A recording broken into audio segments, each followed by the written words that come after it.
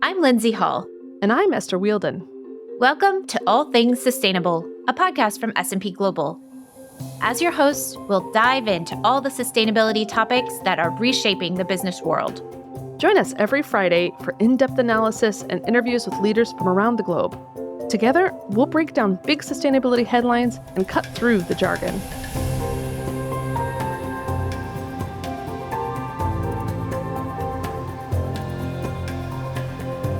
We cover climate change quite a bit on this podcast, and we also cover gender equality.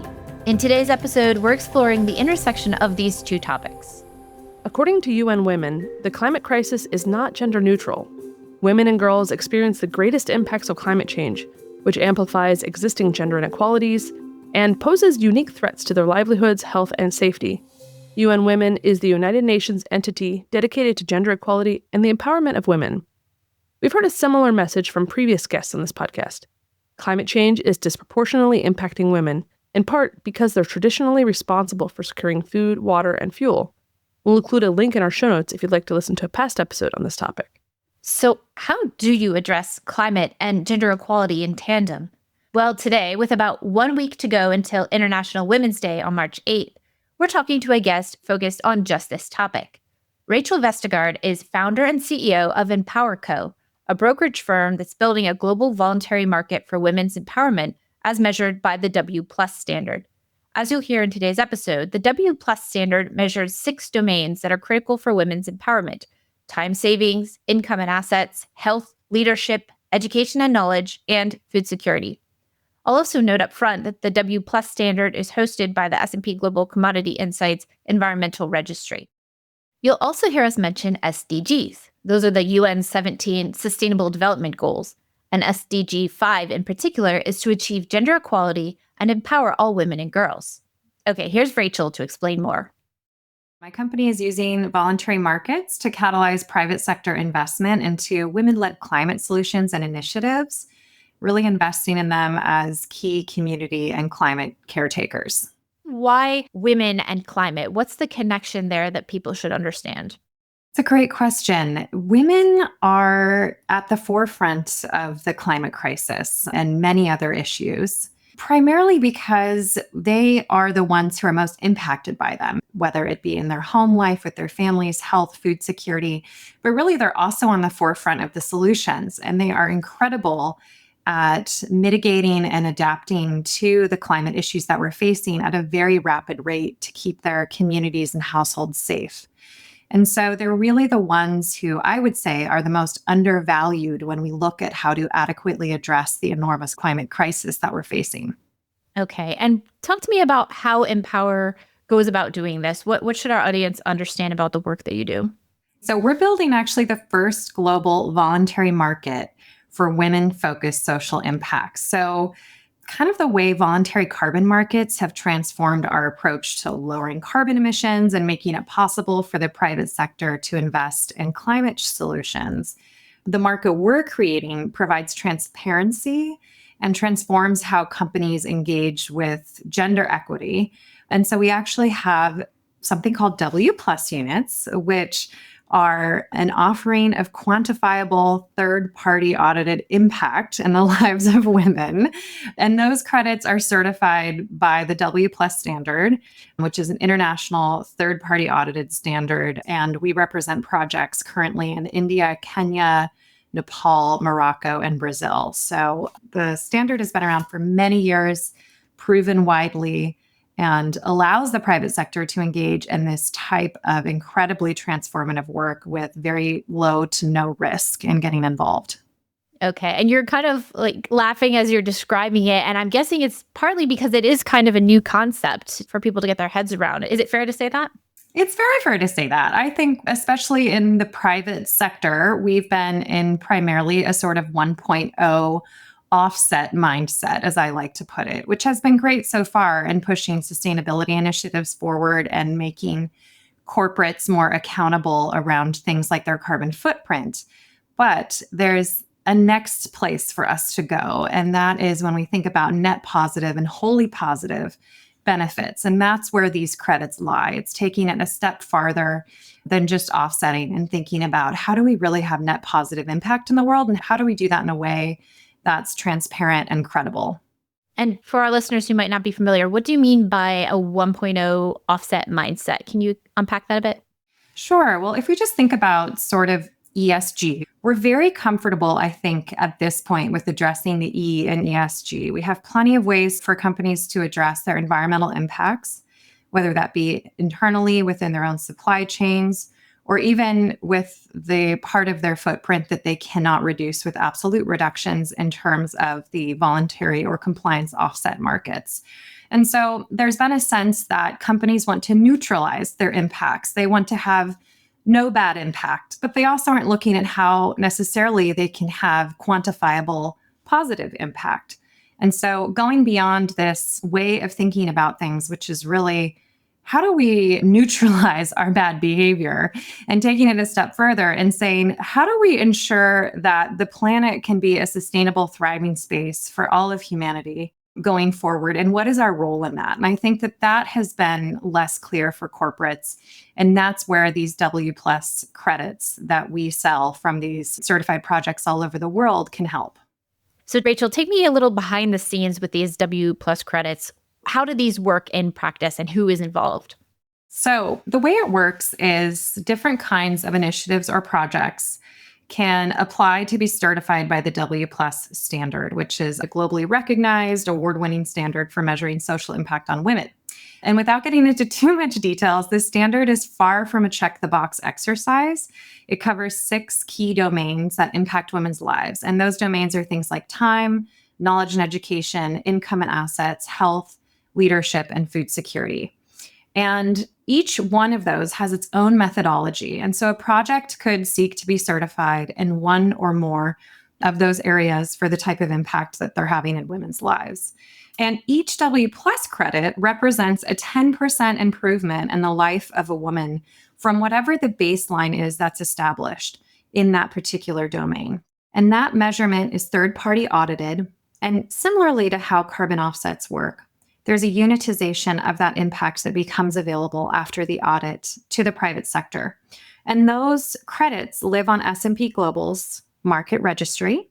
So as a real example of one of our projects, we represent a project in Nepal working in rural villages in the Sindhuhali districts, where women and girls traditionally prepare food for their families over wood fire, which is the story of many women all around the world.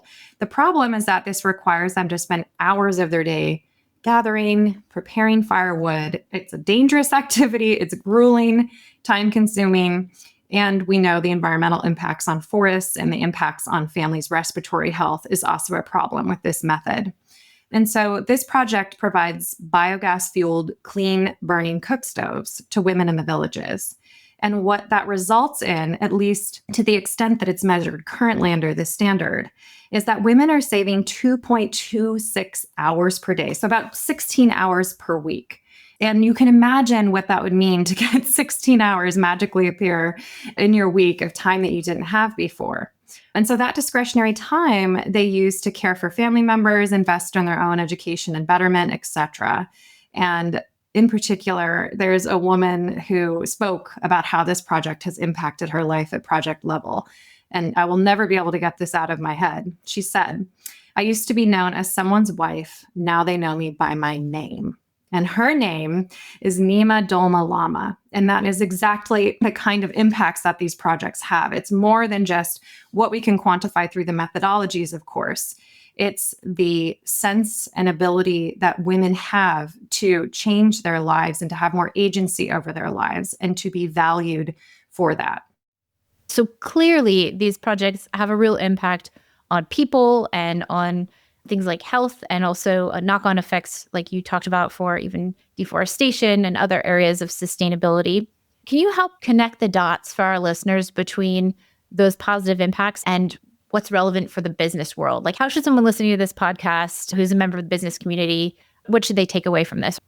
Well, there are many organizations who have made statements, goals, or in some form or another, commitments around social impact, or in particular around gender. But there are very few ways currently to quantifiably support those initiatives. As I mentioned before, we have plenty of ways to do that from an environmental standpoint that are measurable and quantifiable, less ways to do that around social impact. And while social impact credits of different kinds are starting to become more available, these particular W plus credits and the standard behind them have been doing this longer than most other social impact organizations. And so there's a credibility here that companies can lean on to be able to live up to those statements or accomplish those goals that they have. But really, another thing that is important to note here is that the primary way that companies have been contributing to social impact, to the advancement of women, has been through philanthropy. And while that's wonderful, there's very little transparency in that. They often are signing up for a concept or a goal that an organization has. And while there will always be an important place for philanthropy with the advancement of women and with climate solutions, we need to have more opportunities for companies to invest directly into things that we know are already working. Because I think that similarly to what happened in the environmental markets, when companies know that something's real, it's credible, it's been third-party audited, et cetera, they're more willing to invest into it and invest into it perhaps at a greater scale than they would have before. And that's really what these credits are offering companies. And our clients are partnerships that we have with companies like Capri Holdings, which encompasses luxury brands like Jimmy Choo, Versace, and Michael Kors. And they know that women are the drivers of their business on every level, from their supply chain to their C-suite, and of course, their customers. So they've made an investment into a project we represent, which is ERA Brazil's agroforestry project.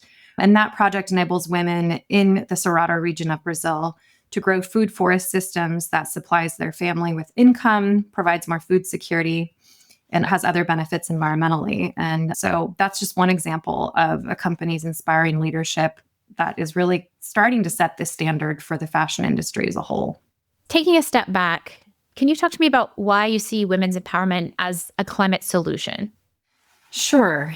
The simplest way I can say it is that it truly is a de-risking activity to have women involved in climate solutions. They already are adapting and mitigating to the crises that they're facing due to our changing climate. But they're often talked about as vulnerable, the earliest victims of the climate crisis, which is all true. But what we also know is that because women are on the front lines of the crisis, they're the experts, and that vulnerability actually makes expertise. So they're the first to come up with adaptive solutions to help their families and communities survive. They have unique insights into what works and needs to be done to mitigate climate change.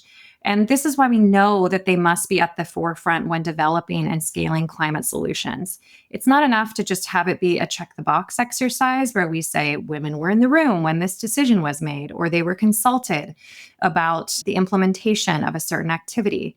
They actually need to be valued for their contributions and seen as a critical part of any long-term successful strategy, both from a social impact perspective and from an environmental one. What is the mechanism for achieving that goal that you've just laid out? How do you make sure that women-led climate solutions actually get that support that they need? One of the things we're seeing as most vital to scaling the advancement of women to meet the needs of the climate crisis and their unique offering that they have for that is through markets like this. Again, if we can quantify impact, if we can show investors and the private sector exactly what they're getting, that is one way to start moving funds. It's also clear that so many organizations have the ESG framework in place, and they have the E covered with lowering carbon emissions and doing all sorts of other environmental efforts, which is wonderful. And with the G, they can pledge to have 50-50 women impact on the board, for example, around their governance. But most companies are quite lost when it comes to quantifying social impact, which means that even for corporates who want to do better on gender, they're making a good faith effort at impacting the lives of women, but they end up either reinventing the wheel or pinkwashing or supporting projects that don't yield tangible benefits. And so we're really removing all of those barriers and hoping to get that sort of 2% number that's been hovering around that's going towards women-led organizations to be substantially larger, understanding that if we don't do that, we're all in trouble for solving nearly every SDG. SDG 5 is the one that's related to advancing women and girls. And the more studies and research that come out about the impacts of SDG 5, the more we learn that it underpins the success of every other SDG. And so this is a much bigger mission that Empower Co. is on. It is to start a voluntary market to quantify this impact and to engage the private sector in greater investments meaningfully. But we also recognize that what will come of this is a ripple effect of women being seen as leaders across multiple spaces where they should be being valued in a more concrete and substantial way. What is the biggest hurdle you encounter when you're trying to build out the market for W+ credits? I think what we are finding is that it's more just about, again, having the private sector open their mindset to realizing that what they have been doing and the progress they have made is awesome. High fives all around. But we can't stop there. We need to be looking at how we meaningfully have net positive impacts on the planet. And that includes with social impact and environmentally. And that includes taking into account areas where you may not be able to perfectly calculate your footprint, but you know that you're having an impact either in a certain sector, so in women's health, for example, or regionally specific. So, for example, within the Cerrado region of Brazil, because that's where part of your supply chain is sourcing its leather from, even if you don't know exactly which farm it's coming from. So I think companies becoming more proactive and having opportunities to do that with these quantifiable impacts is a really important thing, but it takes some time to kind of wrap their heads around this concept and also, in many cases, move what has traditionally been philanthropic or foundational funding over to fund these more quantifiable business transactions, because that's what the voluntary market offers us. And it comes with all of the benefits of being able to trace each unit to specific communities, specific type of impact, et cetera, just like high quality carbon offsets do. One thing we love to ask CEOs on this podcast is, how did you get to your current role? When I posed this question to Rachel, I learned that her journey included some surprising twists and turns. It was not a linear path, that's for sure. I started in finance as the only female trader on my trading desk in New York City. And that was a thrilling time. That was a time with a lot of achievement, but I felt very unfulfilled deep in my soul and knew that that was not my life's work. So I quit dramatically in front of all the guys one day and took a backpacking trip through the Borneo rainforest where I saw the devastation occurring to clear beautiful, pristine rainforest for palm oil plantations, and saw proboscis monkeys dead floating down the rivers in Borneo because they get driven out by the fires. They don't know how to swim and they jump in and they drown. So it was a very visceral reaction that I had to basically the destruction of the planet for consumerism and for these companies who had no accountability in their supply chains.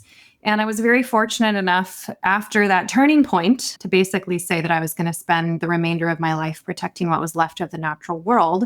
I was able to join a team called Wildlife Works that at the time was developing the world's first UN REDD+ project, which is an acronym for reducing emissions for forest degradation and deforestation. But basically what that means is protecting highly threatened forests and benefiting the communities within. And that was a new concept in 2011 when we started really developing this project at scale in Eastern Kenya and looking at how can people coexist with conservation efforts, because up until that point, there wasn't a lot of value put on the human aspect of conservation. So I was part of the team that sold the world's first REDD+ offsets to companies like Coca-Cola, UPS, Microsoft, and Hershey's. And after being with that team for a number of years and learning by doing on the ground with project development, I moved on to be the senior vice president of CBL Markets, which is now a large exchange throughout the world. And I served as an advisor to the W+ standard for 8 years, as well as a board member to initiatives like Project Regeneration and others. And I founded Empower Co. when my son was 2 years old. It's been almost 3 years now since I founded the company. And I did it because I realized that in all of my work, working on the ground with Red Plus project development, in boardrooms, working with corporates on their sustainability and CSR strategies, the biggest missing link to making the whole thing function and function in a way that where we can actually meet the challenges that we are being presented with is that the value and the contributions of women have to be seen as critical to these strategies. And that without that, we are completely fighting this climate crisis issue with one hand behind our back. And to see women as a siloed separate issue or as a co-benefit to different projects or initiatives is no longer going to work. And it's no longer going to ensure the sustainability of these things that we all really want to achieve. So we're here to change that, and we're able to have these W plus credits exist on a very credible market registry, which is S&P Global's. And we're just so grateful for the opportunity to bring this forth into the world. So Rachel, I'd love to end this conversation on a forward-looking note by asking, what's next? What is on your roadmap for 2025? What are you hopeful for?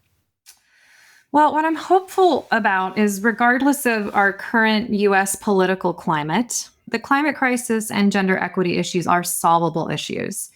And we can't expect, however, to make meaningful advancements in those areas with the same old tools as we've been using. So while we work on building this voluntary market, we're also looking at catalyzing other types of large investments that will go into women-led and women-powered climate solutions that we need now, not just to mitigate and adapt, but to actually end the climate crisis. And I think that with the upcoming COP30 in Brazil, we're going to have an opportunity to really put that on the agenda in a more meaningful way than we ever have at any COP before. And I think that every organization that cares about climate solutions working on the ground, around nature-based solutions, carbon removals, you name it, needs to be thinking about what is their gender strategy and how are they going to include that in the negotiations and in the outcomes of COP30 and beyond. Well, I look forward to continuing the conversation as this continues to play out. Thank you. Thank you so much, Lindsay. So today we heard about the intersection of climate change and gender equality. Rachel talked about the key role women can play in finding solutions to the climate crisis. She said failing to involve women is like fighting this issue with one hand tied behind our backs. She also said companies need opportunities to invest in credible projects that advance women and climate solutions. And we heard about the way that EmpowerCo uses W Plus credits to move beyond the philanthropic approaches many companies have traditionally taken. We'll continue to track how climate change, gender equality, and the intersection of these two topics play out in the run-up to International Women's Day on March 8th. As Rachel mentioned, we'll also be watching how these topics unfold at COP30. That's the UN's climate change conference scheduled to take place in Brazil this November. Thanks for tuning in to this episode of All Things Sustainable. If you liked what you heard, please subscribe, share, and leave us a review wherever you get your podcasts. And a special thanks to our agency partner, the 199. See you next time.